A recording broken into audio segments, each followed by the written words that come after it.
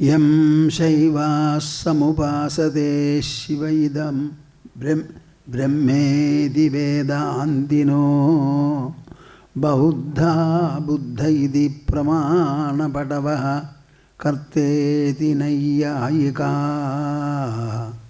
Arhan Nityatha Jaina Shasanarataha Karmeti Mimamsaka Soyamvo Vidadhatu Vanchitaphalam Trailokyanato Harihi Soyamvo Vidadhatu Vanchitaphalam Trailokyanato Harihi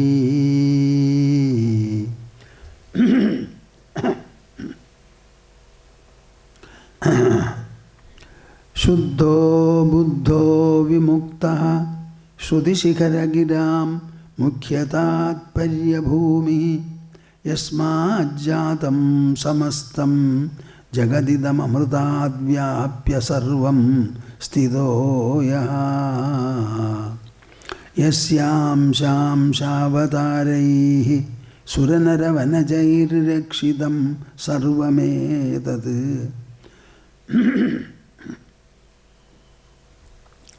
Tam Bhoomanam Mugundam Hridigatamalam Krishnameva Prapadye Tam Bhoomanam Mugundam Hridigatamalam Krishnameva Prapadye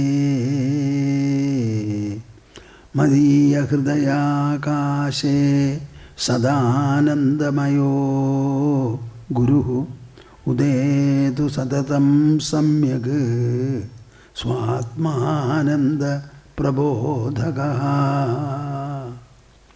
Harihi Harihi Harihi Harihi Om Tat Sat Jai Guru Jai Guru Jai Guru. As usual, we shall recite 3 times the auspicious monosyllable Omkara jointly. Every one of you who chants along with us should have a special sankalpa in his or her mind that the joint recitation should spread all over the earth, showering its benedictions on all the living beings thriving upon our planet. This is something very, very important. Interlock your fingers and put them on your lap. Sit comfortably erect. Close your eyes. Open the mouth as well as the heart and join me. Hari, Hari, Hari.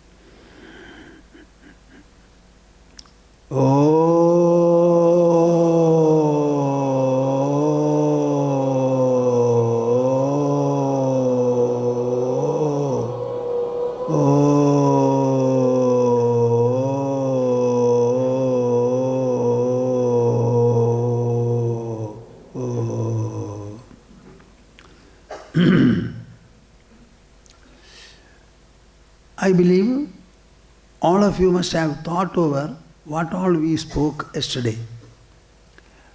I wanted to emphasize one more point which I could not get time to do yesterday. I was speaking about 2 important personalities upon whom our very culture and civilization rest, you can say. One is Sri Rama, the first son of King Dasharatha of Ayodhya. His birth is belonging to, as I said, Treta Yuga, very early. Then Krishna is at the end of the Dwapara Yuga. It is about 5162 or 63 years ago. Historically, the date has been calculated. That was the time in which Mahabharata was written. About this Rama, I want you to understand something very important. Many people seem to think that both Rama and Krishna are mythological in characters, and the texts which are propounding Rama's life, exploits and excellences, as also Krishna's, they are considered to be mythological texts, but they are not at all so. Mythology is an altogether different group. All the Puranas fall under mythology. I myself would say mythology is a science of myths. Mythology. They are called Puranas. The word Purana itself means very ancient. That is the meaning of Purana. So all the subjects dealt with in Puranas have been subjects of discussion, subjects of influence, subjects incorporating ideals, values, inspirations, commitment and the like in the society in various ways. That much we can agree. But different from the Puranas and different also from the Vedas, we have two important historic narrations. One is Ramayana, another is Mahabharata. Our Bhagavad Gita, as I told you yesterday, is part of Mahabharata. What is Mahabharata? Mahabharata itself I would like to describe as discussing the decline and fall of the Kuru dynasty, the decline and fall of the Hastinapura. That is the subject Mahabharata discusses. Why it started declining? Because of value decline. Roman Empire was a great empire. Roman civilization also was quite distinguished and in a way great. But the entire Roman civilization was wiped off, not because of any economic distress, but only because of value decline. And the entire civilization is completely wiped off. It's not available at all. So understand how important is value. Even in running an industry or a company or a corporate organization, just like capital, manpower, everything else is there. Value is also an important aspect. Unless a corporation is built on firm values, it will not be able to survive. It is a record of the world that if any corporate organization, it has been raised by the CEO, only it is because of the integrity he had.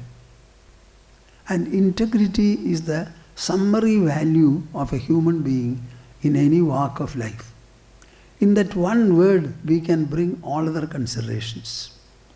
Everywhere this is important. So far as Ramayana is concerned, I would like to tell you that Rama has become the warp and woof of our society. He was the first son of King Dasharatha, as I told you. Both Rama and Dasharatha belong to the very famous Ikshvaku dynasty.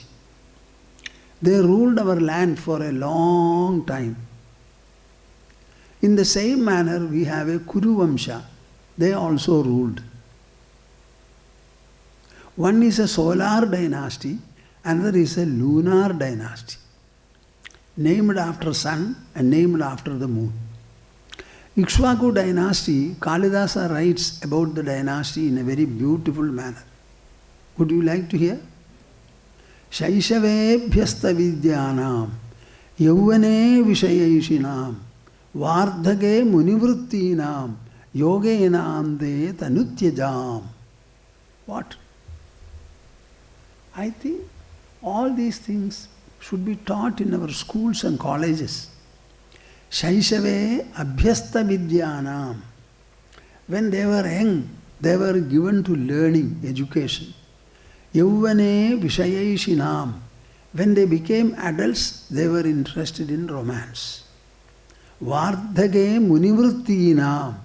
When they grew old, when they became aged, they were given to munivrittinam, ascetic life. And lastly, yogenam de tanutyajam. Adopting yoga, they left their bodies. This is the way the Ikshvaku rulers were ruling the country. They were never clinging to the throne at all at any point of time. Everybody wanted to leave the throne at a particular time, entrusting it to the king's son, first son preferably. Now I am asking you one important question. In the Ikshvaku dynasty, which was so famous, austere, good, noble, great and righteous, why is it that we only know of one Rama and Dasharatha? The dynasty has lived for quite a long time. So before and after Rama, would there not have been some princes who were equally, almost equally or equally good, great and noble like Sri Rama? There should have been. But why is it that we know about none? We only know about a single Rama and his father Dasharatha and the mothers, etc. Can you tell me why? Because only about Rama sage Valmiki has written. He has not spoken about others, only about Rama. In the whole of Ramayana you will find the prince and king Rama are the subject of discussion. The prince Rama and the king Rama. Nothing else. It is completely a discussion on the prince Rama and later who became the king Rama. If you read Ramayana, you will find the major portion is devoted to the Vanavasa of Sri Rama. Are you following me? Are you with me? This is India, my dear souls. Understand that this is India. Valmiki wrote only about a Rama. Has anybody seen Valmiki? No. Have you seen the first original leafy scripture he wrote? No. Do you know with what steel pen he wrote? No. The first book we have, the text that is leafy scripture, we have not seen. We don't know where he has lived. His hermitage also we don't know. We don't have a picture of Valmiki. But we have Ramayana. So can we doubt the author when the book is before us? We cannot doubt him. The author is first and the book is next. So there was an author and it was said to be Valmiki. This being the case, how is it that his Ramayana became so great that people started reading Ramayana, and many of them started rereading, finding the message so important and useful for us? After rereading, some understood very well, and some started speaking about it. They started giving lectures, disseminating it. Mind you, we don't know anything about the author. We don't know anything about Rama also. It's all written in that book. That one book written by sage Valmiki, that is the sole authority, inspiration, compulsion for all details about Rama. Why did Valmiki write that book and what for? All these points are very, very important. It is not that sage Valmiki just wrote about a prince. Certainly not. Not. I have already said that personal stories are the prevailing influence in mankind at any time. We cannot compare ourselves with an angel. We cannot compare ourselves with gods and goddesses. They are unlike us. If there is any kind of comparison or emulation possible, it is only the life and activities and excellences of another human. And that will normally be our own predecessor, our own forefathers. What made sage Valmiki write this poem is very interesting and very enlightening. You know the story that Valmiki was a forest dacoit? All of you know? Huh? He was a forest dacoit. He had the contact of 7 sages, whose sight, whose looks, whose grace completely transformed him. And poor man, he had no literacy, nothing. So they said, you go on chanting Ram, Ram, Ram, Ram, Ram, Ram, Ram, Ram. He started loudly chanting, loudly. After some time the voice came down. Finally he started moving his lips. The movement of lips also stopped. Everything got absorbed into the mind. And ultimately the mind became still. The body was already still. The stillness and absorption continued indefinitely. And started calling on his body ants. They started building their own house. Finally, after what period of time nobody knows, when he came out of the hill, he found the little tender plants he saw had become huge trees. So he had an idea of how long I had been like this. Then he was known as Valmiki. Valmika means anthill. He who has come out of the anthill is called a Valmika sage, Valmiki. And he had his disciples, reputation, etc. Every day he used to go to the Sarayu river and take his bath. One day, along with the disciples, he went there.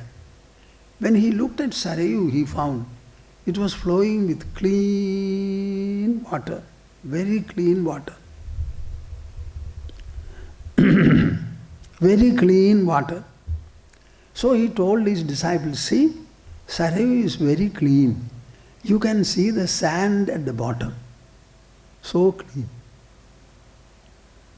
Do you know? This is the way, if your mind is very clean and pure, it will reflect and you can see the self. He made such a remark. And he was talking, conversing on the bank of the Sarayu. Then immediately he gazed. 2 birds were perching on the branch of a tree. Instantly, suddenly, a hunter shot one of them. And the pierced bird pleadingly was falling. The other bird, unable to follow and unable to leave, it was crying. Can you imagine the sight? Suppose a man and his wife are comfortably seated somewhere, and somebody comes and throws a huge stone at one of them. Will anybody like? But that which you don't like, which is extremely painful and unthinkable, how is it that you start inflicting the same act on another? So this went very deep into his heart. You know, that sorrow, that lamentation, that torment. A few words came out of his lips in beautiful rhythm and order. Later it was found that they were beautifully 4 lines of an Anushtup poem. Because these came from his mouth, he was the first poet, and that was the first poetry of our land. It runs like this: Ma nishada pratishtham tvam agamash shashwadi samaha yat krauncha mithuna degam avadhi kamamohitam.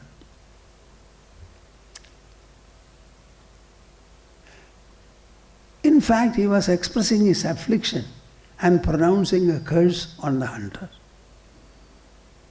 What have you done? The birds are never doing any harm to you. They are flying and carrying on in the air. They perch on the branches of tree. You have no relationship with them. They have no relationship with you. And they were beautifully sitting there. And how is it that you felt like killing one of them? So you will not have a stable mind anymore. When he came back after the bath, his mind became very, very restless right from then on. There was no cure or remedy at all. He was feeling so restless. I had the contact of sages because I was in the forest. What about the people of the plains? They have no opportunity to come across a sage normally. So what will they do? This kind of a cruelty, this kind of a criminality, which has invaded the heart of human beings, somehow there should be some redress. In what way can I alleviate the suffering? Is it possible for doing anything to enter into the hearts and minds of people and remove the dross and impurity in them? He was thinking and thinking and thinking. Suddenly, quite unexpectedly, Sage Narada came to his ashram. He welcomed the sage and hurriedly said, I have a question before you. You are a world traveler. You go anywhere and everywhere, unhindered. So you know all the story about everywhere. I have one question. Is there any person living now? अब रहने वाला कोई है क्या? What kind of a person? And he listed a number of qualities. Who is good, noble, great, glorious, valorous, a terror for enemies, and who is given to sacrifice. He listed a number of qualities. It is written in Ramayana. You know, Narada, after listening to the story, listening to what Valmiki said, he said, had no doubt at all. Yes. Valmiki Maharshi told him, only if you say that you know and you have seen, you open your mouth. Don't say that somebody you asked. Is there anybody now? He asked. I always say, our Bharat is a dharma prasu. She has always delivered people of righteousness, people of dharma. At any point of time, dharmic people are and will be there, were there in this holy land. Don't think that all are dharmic people. Dharmic people will have their relevance and importance only when they are surrounded by the opposites. So both will be there. So he said, yes, yes. The first son of Dasharatha, Rama by name. He is still very young, growing. Whatever I know about him, I shall tell you. The rest you find out yourself.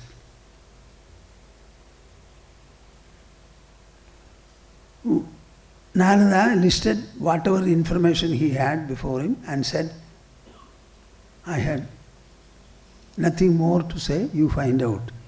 Narada departed.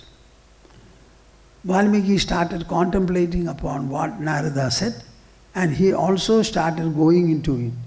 And by the power of contemplation, we could find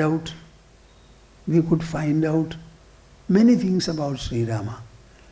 Then he found, I was searching for something. It is something like a creeper you look for. Suddenly it hits you on your foot. So he found what he wanted. So he started writing Ramayana. When Rama was growing, he started writing one kanda after the other.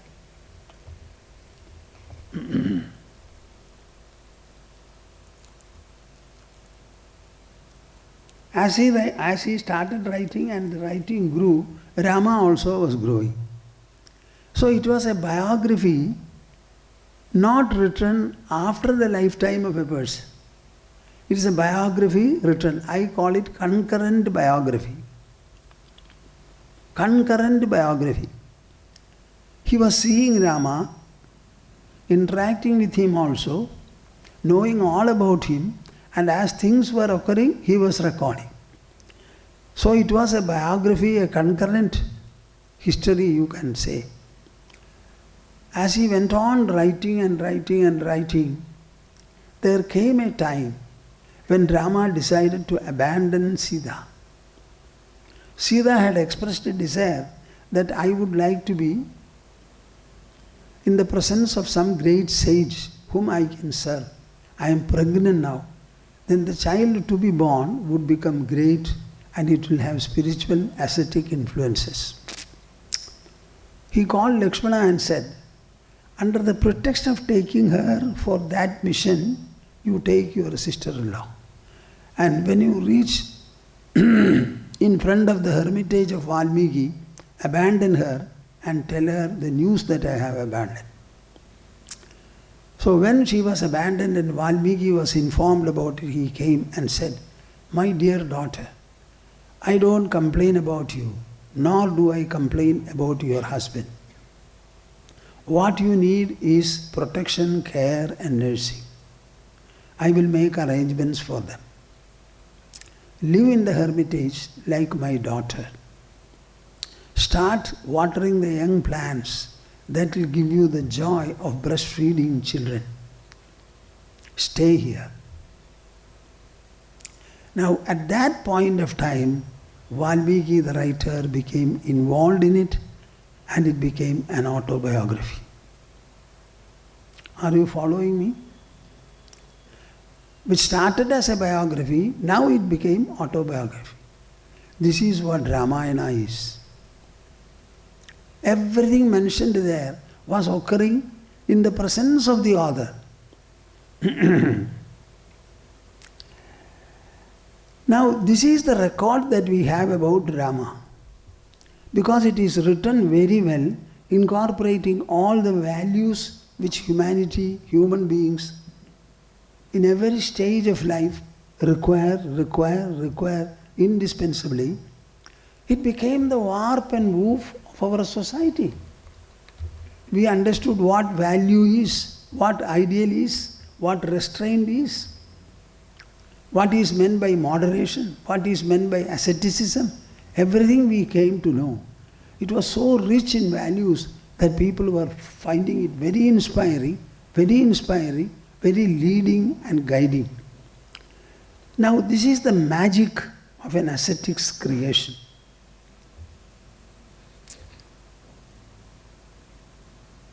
I think if you ask anybody in India, they will say Rama is a legendary figure, mythological figure.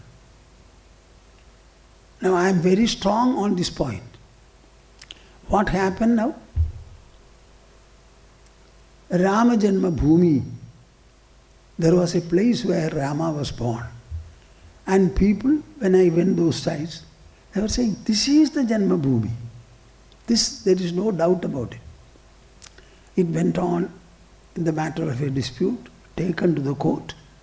Years and decades passed, and ultimately the Supreme Court was obliged to give a judgment.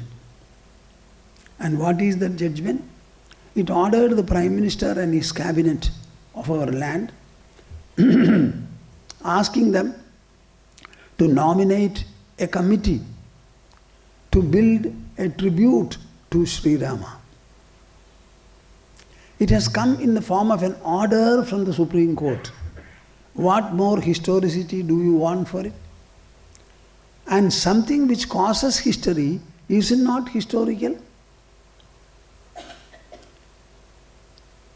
The entire history has followed this. What? That one book, Valmiki's Ramayana. So many Ramayanas have been written in different languages after that, but the original one is Valmiki's. Now the Supreme Court, giving an order, It becomes constitutional. Every citizen of India is bound by that order. It is more powerful than even legislation. And under that order, a Ram Mandir is even now being built. In a very short period, people contributed more than double the amount required for constructing the building. I wanted to look into the mobile, ask somebody to and tell me, but I forgot, I did not remember it. At one time, I am told that 5,000 crores of rupees have been offered by people, and some of them are from minority also. This is India, please understand it. If this is the truth about Rama and Ramayana, what about Bhagavad Gita and Mahabharata? Ramayana goes back to Treta Yuga. This is more than 5,000 years ago. When I am writing, we are publishing in Vicharasarani the entire Mahabharata in a serial. And after presenting the story, I make an evaluation. You know what all names are there? Names of so many mountains and hills, rivers, holy places, lakes and all that. I don't know whether this is ever taught by the state governments to the people. Our people want to be named after their own forefathers. So all these names are valuable for us. Many people are named after these names. Names of mountains are given to children, rivers are given to children, names of angels also are given. I don't think Rakshasas are taken for that. Now I go back to Bhagavad Gita and we start discussing our subject. What is the subject? Conflicts. And the next is the source of joy.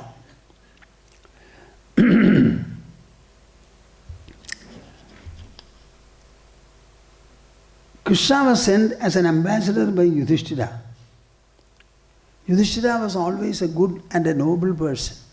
So he said, Krishna, I would like to avoid huge bloodshed. In the event of a war, it is inevitable. So I would like somebody to go and represent me. Please ask them. Tell them. We are satisfied with 5 villages for 5 of us to live. If not villages, in one village 5 homes, it is sufficient. When Krishna represented it, Duryodhana said, I will not give a needle point of space for them.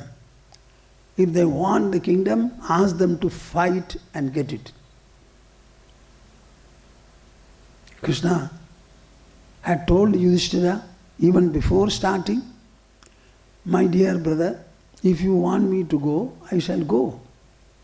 I will use most persuasive words and language, everything in my power. But you understand, Duryodhana is so wicked that he has no respect for either dharma or even the voice of the people. Sahi dharmam cha logam cha tyaktva charadi durmatihi, he said. He has no consideration for anything. किसी के प्रति सोचता नहीं, किसी के प्रति आदर भी नहीं. He doesn't listen to dharma, listen to the people. So nothing beneficial will take place. I am afraid whether there will be a harm for you. No, harming me. When I get into hatred, when I become angry, the whole earth cannot face me, don't worry. So he asked Daruka to yoke the best of horses and fill the quiver with the best of arrows and then proceeded.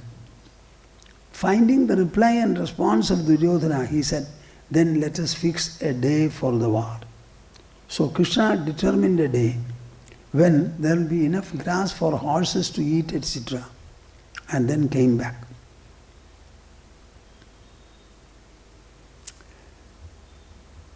In the Kurukshetra, which is 145 kilometers away from New Delhi, our capital, 45 lakhs of warriors assembled. All of them started wearing their uniform, and a charter was prepared about what are the conditions to be fulfilled during the war. It was signed by both people. And while the din and the bustle were going on, Duryodhana suddenly went to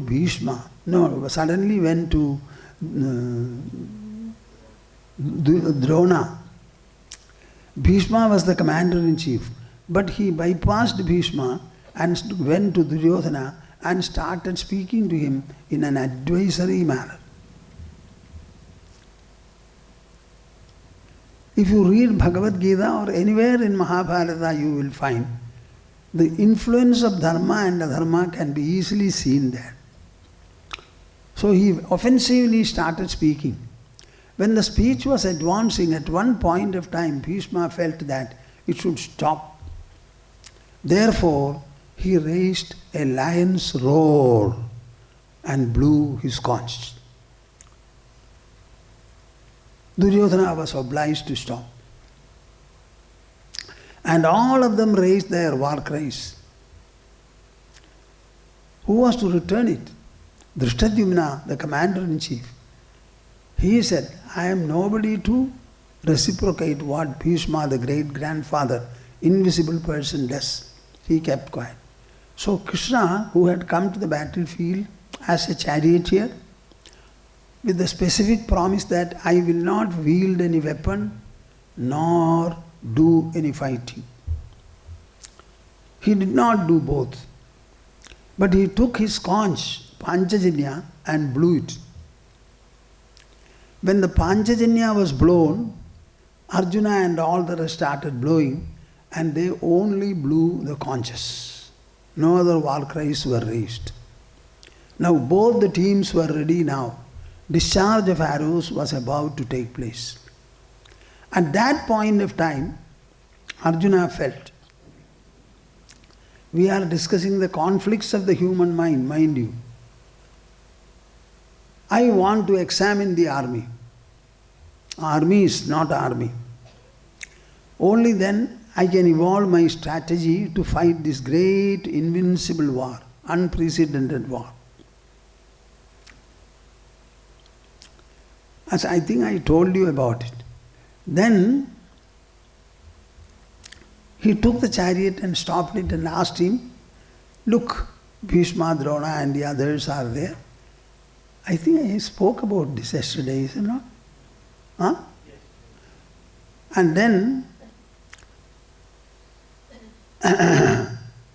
Arjuna said, I will not fight. Then Krishna spoke to him in a very admonishing tone. Kutastva kashmalamidam vishame samupasthidam anarya justam aswargyam akirtikaram Arjuna klaibyam masma gamaf partha naidattvai upapadyade kshudram hridayada urbalyam tyaktvottishta parantava. This was a very stern language. Arjuna, this is unbecoming of any fighter, particularly a glorious, invincible fighter that you are. This is not sympathy. This is not love. You are not supposed to express your sympathy or fondness in the battlefield. Everyone here has come with a view to fight and kill or get killed in the process.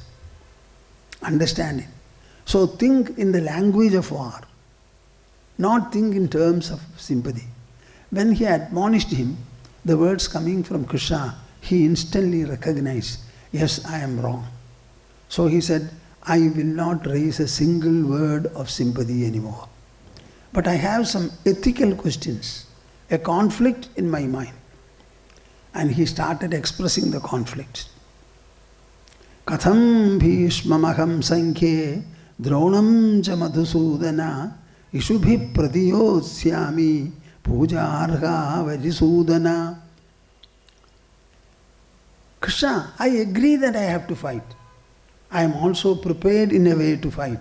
But how? How? I don't think my emotional mind will come with an agreement, harmony. My intelligence already questions. Now what am I to do to overcome this conflict within me? So how can I fight Bhishma and Drona? Pujarha Varisudana. Whenever I see them, I should worship them, pay my obeisance to them, fall at the feet, ask for their blessings. Those people who are to be worshipped, how can I send sharp and piercing arrows at them? The two are greatly different. Instead of adoring them, I must attack them with sharp arrows. Guruna hatva hi mahanubhavan shreyo bhoktum bhaikshyam abhiha loke hatvartha kamamstu guruni kaiva bhunjiya bhogan tutira pradigdhan. Are you with me? Huh? See the conflict he is narrating. Gurun akhatva hi mahanubhavan. These teachers, these elders, who are magnificent souls, mahanubhavas, instead of killing them, the better course will be for me to become a mendicant, a beggar, and seeking alms, begging alms for my existence. Suppose we happen to kill them, what kind of a royal enjoyment shall we have? Hatvartha kamamstu guruni khaiva bhunjiya bhogan dudira pradigdhan. We will fight the war, and suppose we happen to win.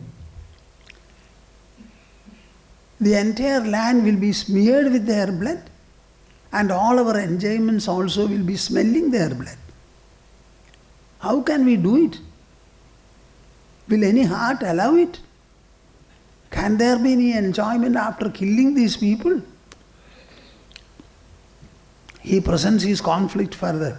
Nachaidad vidmah kataran no gariyo yadva jayema yadivano jayeyuhu yaneva hatvana jijivishamaha tevastidaha pramukhe tartarashtraha.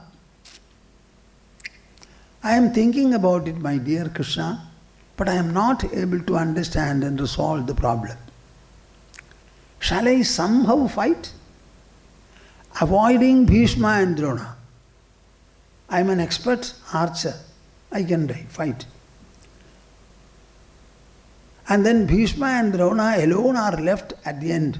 I can prostrate before them. Can I do so? No, I cannot. Because they are standing right in front as commander-in-chief. They say, confront us, then only you can enter the army. So it is impossible to avoid them also, because they are standing right in front and you have stopped the chariot in their front. So I am thinking this way and that way. I don't find any solution to my conflict. My mind is greatly torn.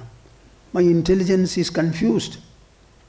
Karpanya dosho bhagata swabhavaha pruchhami tvam dharma sammudha chetaha yat shreyasyan nishchidam bruhitan me shishyasteham shadhimam tvam prabannam. Arjuna felt that he was suffering from a defect called karpanya. He is not able to think in full breadth, in full depth, and in full loftiness. His mind doesn't allow him to think so well. So that karpanya dosha has smitten me very seriously. Therefore, I am confused to think about and decide upon what is the right course for me. I am totally conflicted. Yat shreyasyan nishchitam bruhitan me shishyasteham shadimam tvam prabannam. So I am surrendering before you, not as a brother-in-law, not as a heroic, illustrious fighter, but as a disciple. I anoint you as my guru, my teacher. Now you instruct me as a teacher will his student.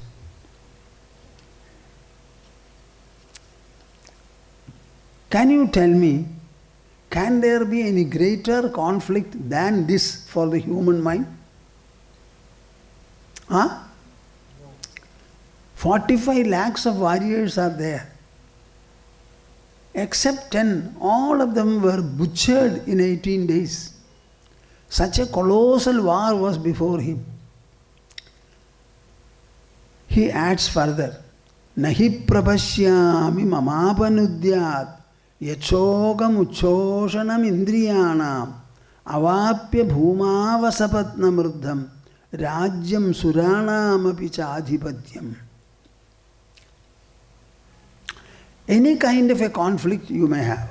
Yesterday I have already said that all conflicts are conflicts of the mind. And the solution lies in the intelligence. The objective situation may be anything. But the conflict is made felt by the mind. That means the conflict is not an outer factor. It is an inner factor, an inner development. Where within, in the mind of man. And this conflict has to be properly analyzed, and a solution has to be invented, has to be arrived at, and that is the role of the intelligence. In human life, what we want is a close harmony between the emotional mind and the rational intelligence. This is the successful human life. He says, Krishna, understand it well. I am suffering from grief in the mind. Grief is always in the mind. But it is so powerful that my senses are being scorched, burnt by it. Unless you are able to cool me, comfort me, I will not be able to take the bow and arrow and fight. So don't tell me that, Arjuna, fight somehow. If you win the war, you get back the kingdom. If you lose the war, you go to the heavens. Don't tempt me and tell me anything like this, because I am unable to even stand, that is why I am sitting. Can you imagine the crisis of conflict now? To which extent a conflict can drive the human mind, the human intelligence? And what could be the pitiable situation a man is led to? Eva muktva krishikesham udakesha parantapa nayotsya idhi govindam uktva tushnim babhuvaha. Confessing and opening out in this manner before Krishna, he said, nayotsya idhi. I will not fight, and kept quiet, silent.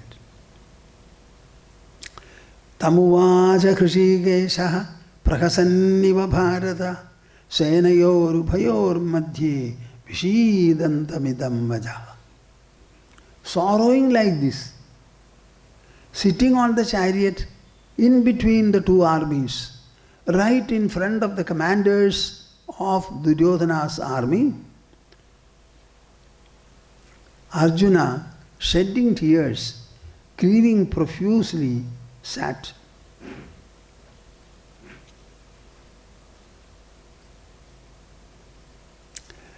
The conflict of Arjuna, he has expressed himself very seriously, emergently, and also in a pinpointed manner. What is this conflict about? About the war, about the propriety of fighting. How can he fight adorable persons like Bhishma and Drona? War with enemies is acceptable. He can do, he will do. But what with friends, with relatives, with adorable personages like Bhishma and Drona, he cannot think of. Now what should be done? Every one of you who has conflict like this, keep this picture in your mind.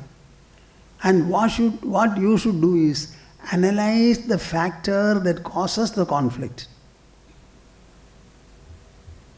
What is causing him conflict?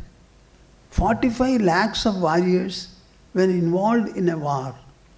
Ultimately, all will die, minus the survivors. In the case of Mahabharata war, only 10 survived. To be an instrument and a cause for slaughtering such a large number of people, both sides, can you imagine the extent of suffering the human mind can undergo? So grief was his problem. What is grief? Whatever may be the suffering that you have, describe it in any manner. Somebody has blamed you, somebody has accused you, you have lost, somebody has died, some separation has taken place, many things it can be. Ultimately, it is your mind that experiences. Mind that experiences.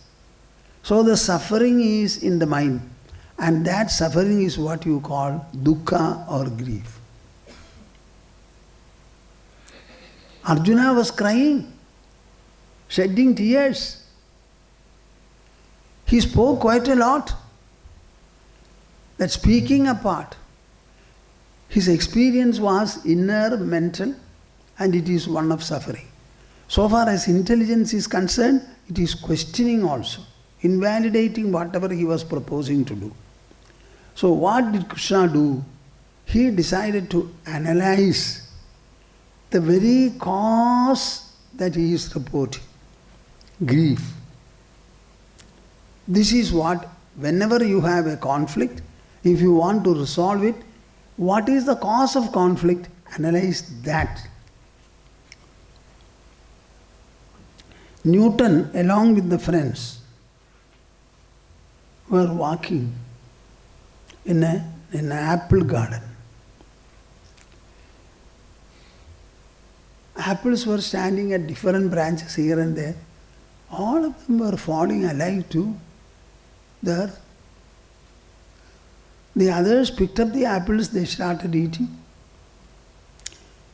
Newton did not. He started observing. Every apple is falling perpendicularly to the earth. Why are they falling? Why are they not fleeing? So he did not eat the apple, pick up anything. He started thinking. For him it was a conflict, it was a surprise. 1 year he thought, and he found a solution that it is the gravity of the earth. Everywhere this is the process, my dear souls. We are not employing our intelligence to understand the problem, the incidence of conflicts. So how he analyzes? His analysis is not merely applicable to one Arjuna or to the battlefront in Kurukshetra. Krishna did not restrict himself to that particular event or occasion. He thought about it, magnifying it, taking it to the full magnitude, and then he started analyzing. See the analysis. Ashochyan anvashochastvam prajna vadamscha bhashase gatasun agatasumscha nanushochandi panditaha. Arjuna, what is your problem? That all people will die, will die.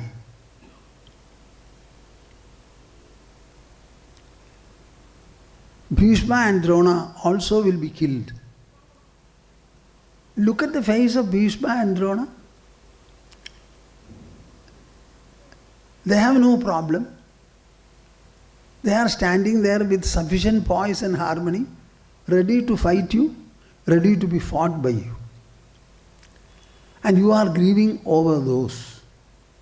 Ashocyan anvashochaha. At the same time, you are giving me a beautiful lesson, sermon, etc. Many things he spoke earlier. I discussed only 4 or 5 verses. But he spoke quite a lot as to why he should not fight. Ashocyan anvashochastvam prajnavadamscha bhashase. You speak like a scholar, like an enlightened man.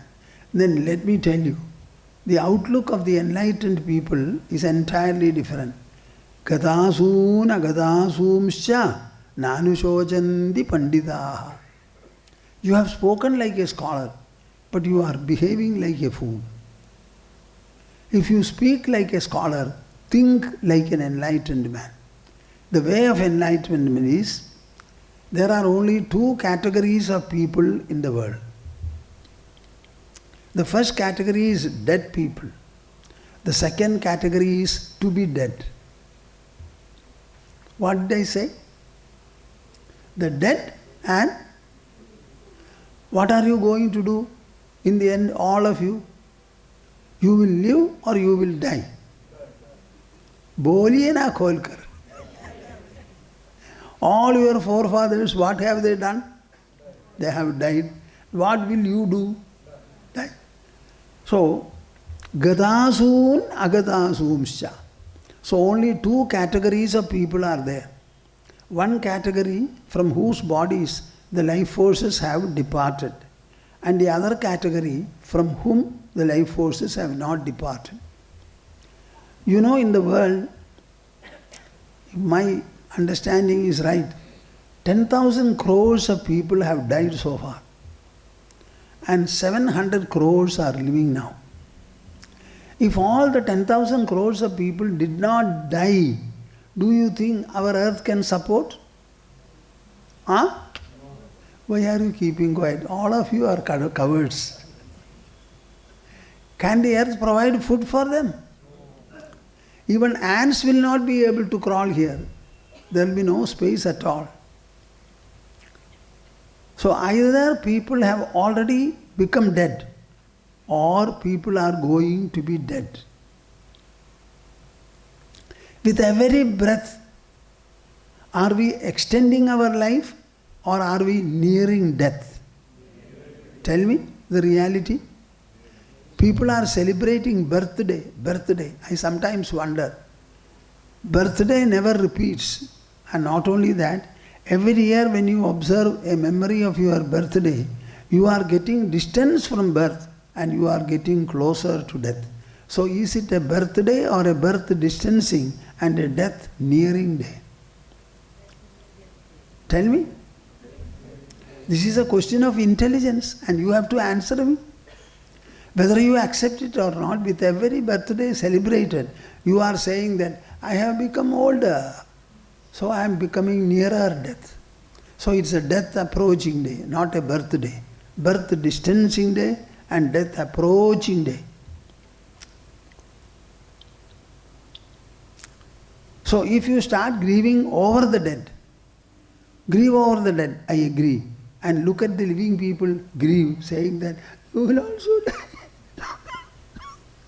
If the dead brings about tears, the to be dead also should bring about the tears.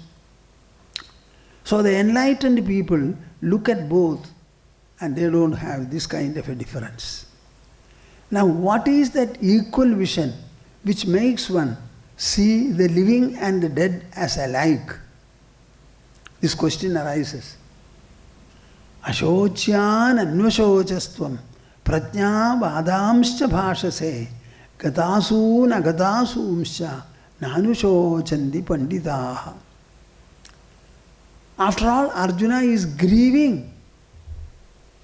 Grief need not be on account of death. Grief is the same, whether it is about death or about loss or about some accusation somebody has thrown over you. Grief as an experience is the same, it makes no difference. Suppose you shed tears because somebody has died immaturely, prematurely. That is also grief. So Krishna began to explain further what is the enlightened view about life and death. And he goes on speaking from his own experience. Are you finding it interesting? Enlightening? See, Krishna says, Natvevaham jadunasam natvam neme janadhipaha nachaiva na bhavishyamaha sarve vayamatah param. It's a very, very great statement, my dear souls. The entire academic universities of the world should conduct a research into Bhagavad Gita.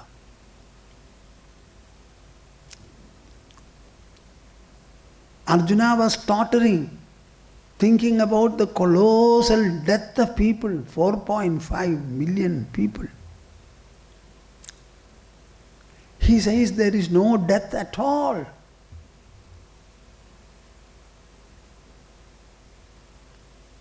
Natvevaham jadunasam natvam neme janadhipaha. Arjuna, you think that I was born of Devaki and bred by Yashoda. But let me tell you, certainly not. Only my biological body was delivered by Devaki, looked after by Yashoda. मेरा जन्म तो कभी नहीं हुआ है, शरीर का जन्म हुआ देवकी के द्वारा. नत्वेवाहम जातुनासम. What a great statement! He is elevating the mind of Arjuna, the intelligence of Arjuna, to a state where you understand there is no birth.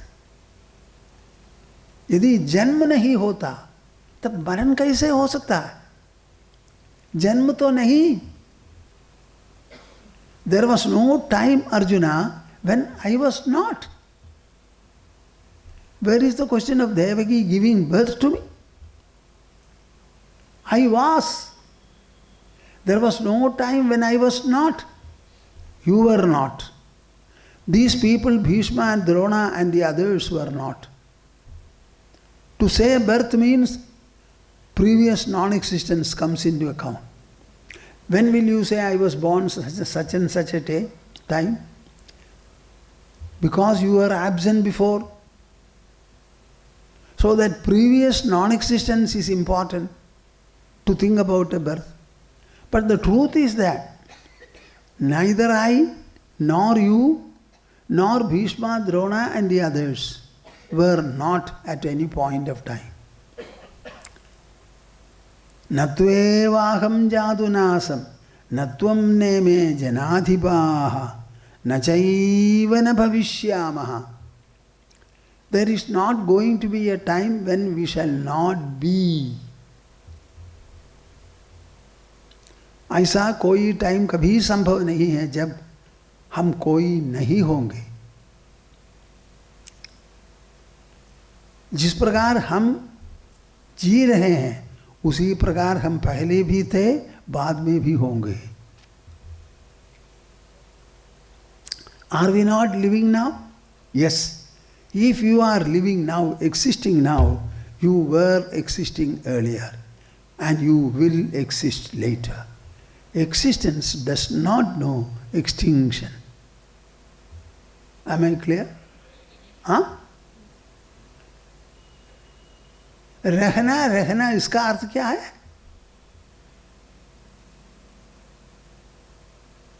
अस्तित्व कभी अनस्तित्व नहीं हो सकता. Either something exists or it does not exist. Something is existing, it will continue to exist. See, he completely takes away the idea of birth and death. देख लीजिए ना. And this is a talk, a dialogue that transpired in the battlefield of Arjuna, battlefield of Kurukshetra.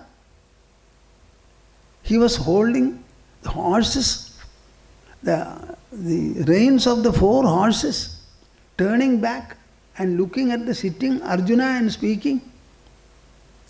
And he held on for 2.5 hours. Until Arjuna's mind became totally appeased, intelligence became clear, and he could get up and take the weapons and fight. So what do you think of the value of this speech? Value of this dialogue? Arjuna, you have intelligence. I want the intelligence to be used by you, and think about it. There was no time when either you, I, or the others were not. That means we were ever, we are. If we are, we were. If we were and we are, we shall also be. Never speak about non-existence at all.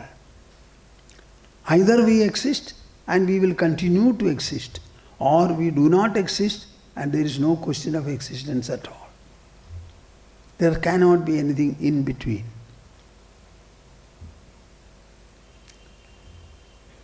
You know, Arjuna was listening.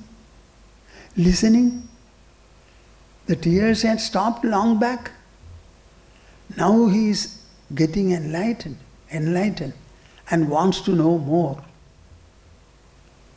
So my idea about colossal death is all wrong. Yes? Nobody is going to die. No. What is born is the body, and the born body has grown, and in the battlefield all of them have come to battle to win the battle or die in the battle. Ask anybody, they will give you the same answer. So where is the wrong? Your imagination that 4.5 million people will die. It is a sheer delusion, Arjuna. Delusion. Ignorance. By your statement, people cannot die. The question is whether there is a death at all or not. What I have to tell you is, it is my experience that only my body was delivered by Devaki. I was not delivered. I am different from the body. Body is mine. I reside in it. And that I is different from the body. So body's characteristics, what all events the body undergoes, they are not applicable to the I. So I am distinct. You don't know this. That is why you suffer. You employ your intelligence, start reflecting upon it, ruminating upon it. Just like your tears have stopped shedding, the understanding will grow. Arjuna was able to see things in a better light now. So the question arose. What arose? What about life, Krishna? Somehow the body is living. Let it be the body. And during the course of life we are encountering various forms of grief. What is to be done about it? Every day, every time, every occasion, every situation, every circumstance, everywhere we have trouble and torment. How to deal with them? Krishna senses this, senses Arjuna's thought, and he was trying to clarify. I think it is time I should stop. So he was analyzing life as a whole, and he gives a definition for life in 4 letters. I think the whole world should conduct a research into this. Any one of you, have you seen a definition of life? What is the real definition of life? So he comes out with a statement, Matra sparshastu kaunteya shitoshna sukhadukkadaha agamapayino anityaha tan tidikshasva bharata. Within a single word of 4 letters, he has defined life and explained it in such a manner that sukha and dukkha, both are totally led to extinction. You become free. You become free. The entire world has to produce only sukha dukkhas for us, nothing else. You may have no child, a single child, or 4 children. 4 children cannot give you too many different types of sukha and comfort.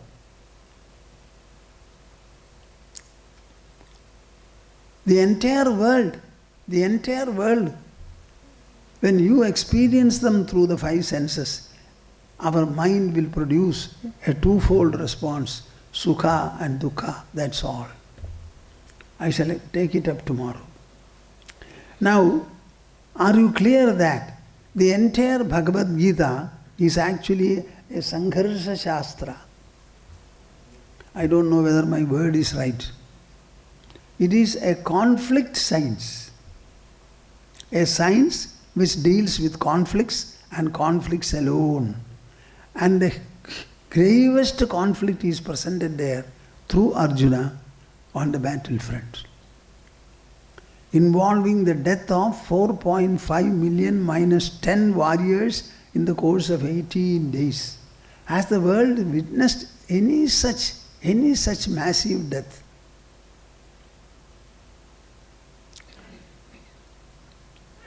Now they are speaking about 40,000 or 50,000, something like that, a figure. Okay, I shall stop now. Samvedya varjidamanuttamameghamadyam samvidpadam vigalanam kalayan mahatman hridyeva tishtha kalanarahida kriyam tu kurvan agartrapadamethya shamodidashri kurvan agartrapadamethya shamodidashri. Hari Hari Hari Hari Om Tat Sat. Now we shall have the concluding Omkara before we get up. Before we get up.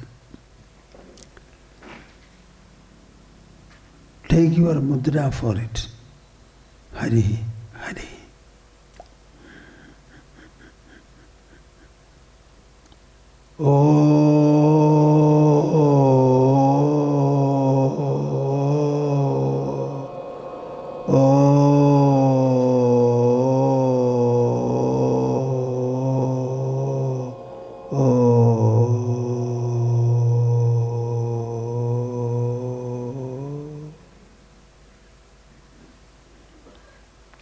Hari Om Tat Sat.